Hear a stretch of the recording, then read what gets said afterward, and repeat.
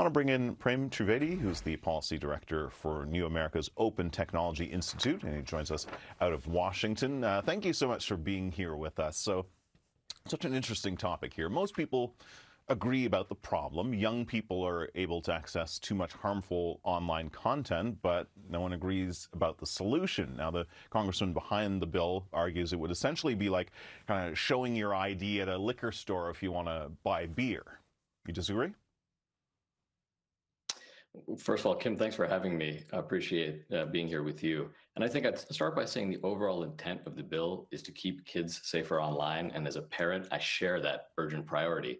But what I want to note is that online age verification laws in general are flawed vehicles for achieving that aim. They pose privacy and security risks that are different from the risks that come with showing your ID and checking your ID at a liquor store or grocery store in the real world. Remember, first of all, that age verification doesn't just get applied to minors. It's a check that's performed against everyone online and here at the App Store level. So when you hand over that ID at the grocery store or at the liquor store, you don't do it as soon as you enter the store and before you've even decided what you're going to purchase, whether that's a bag of chips or fruit or something that's age restricted like alcohol. The proposal here would have us do that at the moment that we enter the App Store in the first place, regardless of what content we're trying to access. And so I think it's really worth underlining that, the other thing that's different in the online age verification context is you hand over that sensitive ID, whether it's a driver's license or a face scan or something like that, and you don't get to just put it back in your pocket like you do in the brick and mortar store.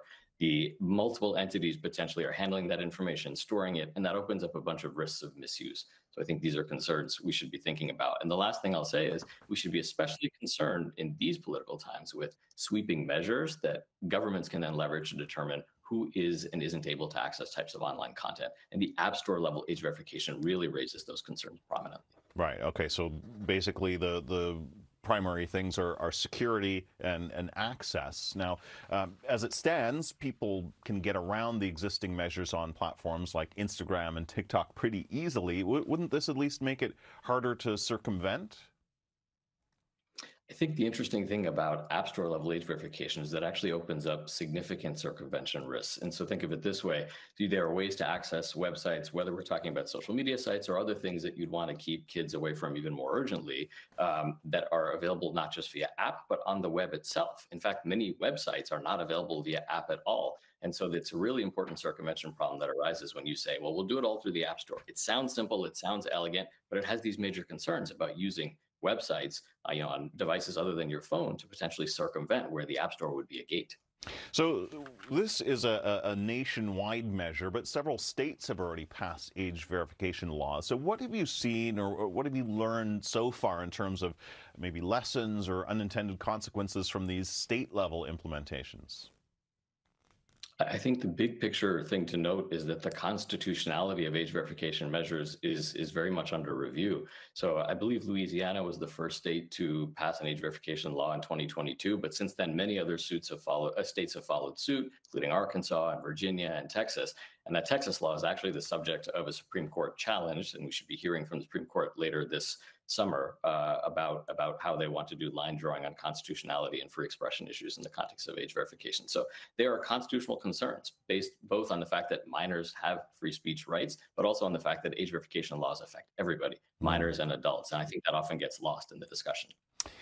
I mean, the problem is, so many parents out there, I'm among them, are trying desperately to find tools to protect their children from harmful online content. But I was struck by something I read when Australia was looking at implementing laws. A report to their government said basically that age assurance technology has not been successfully implemented anywhere in the world. I mean, do you agree with that? And is there out there a better way, even if it isn't perfect?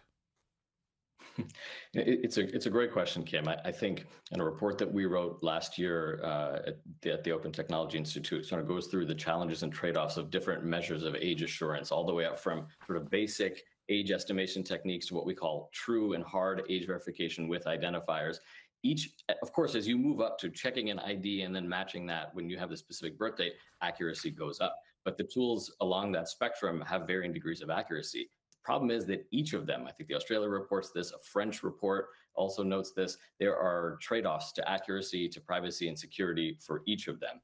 And I will say, what we need is further study on the privacy preserving methods for doing age verification narrowly applied and in narrow context. But I'll also say, to your point, we are all grasping for tools to keep kids safer online. There are other methods, right? There are parental controls in apps, and there are parental controls in even that companies like Apple and Google apply. We can look and should look harder at transparency measures for social media companies online and other apps. We should look harder at privacy and security by design principles and comprehensive privacy protections for children and everyone online. So we are not without tools in the toolkit to help keep kids safer online. Yeah, or just don't give your kid a phone, I guess. Not not practical for most parents out there. We'll have to see where this latest measure ends up. Prem Trivedi, thank you so much for helping us analyze it. Really appreciate it. Thank you.